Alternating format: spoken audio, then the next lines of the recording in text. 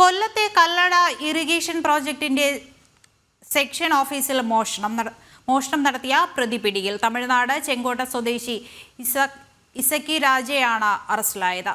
തെന്മലയിലെ mechanical session സ്റ്റോറിൽ ഫെബ്രുവരി 25-നായിരുന്നു മോഷണം.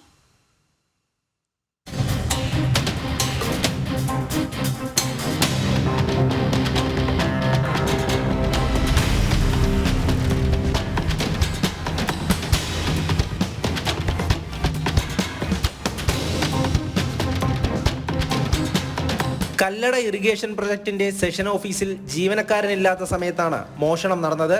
Mechanical സ്റ്റോറിൽ കടന്ന ഇസക്കി രാജ 2 ലക്ഷത്തോളം രൂപ വില വരുന്ന ഉപകരണങ്ങൾ മോഷ്ടിച്ച് കടന്നു കളഞ്ഞു. തുടർന്ന് ജീവനക്കാർ നടത്തിയ പരിശോധനയിലാണ് മോഷണം നടന്ന വിവരം മനസ്സിലാക്കിയത്.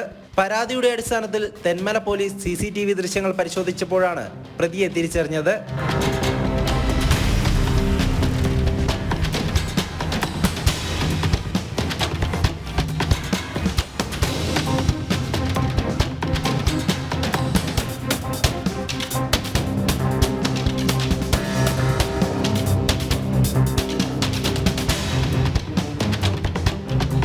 തമിഴ്നാട് ചെങ്കോട്ട കുതിര സ്വദേശിയായ പ്രതി തെന്മലയിലെത്തിയത് മൊബൈൽ ടവർ കേന്ദ്രീകരിച്ച് നടത്തിയ പരിശോധനയിൽ സ്ഥിരീകരിച്ചു.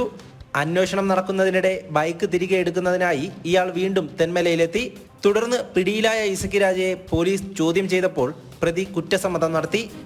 പ്രതിയെ സംഭവ സ്ഥലത്തെത്തിച്ച് തെളിവെടുപ്പ് പൂർത്തിയാക്കിയ ശേഷം കോടതിയിൽ ഹാജരാക്കി റിമാൻഡ് ചെയ്തു.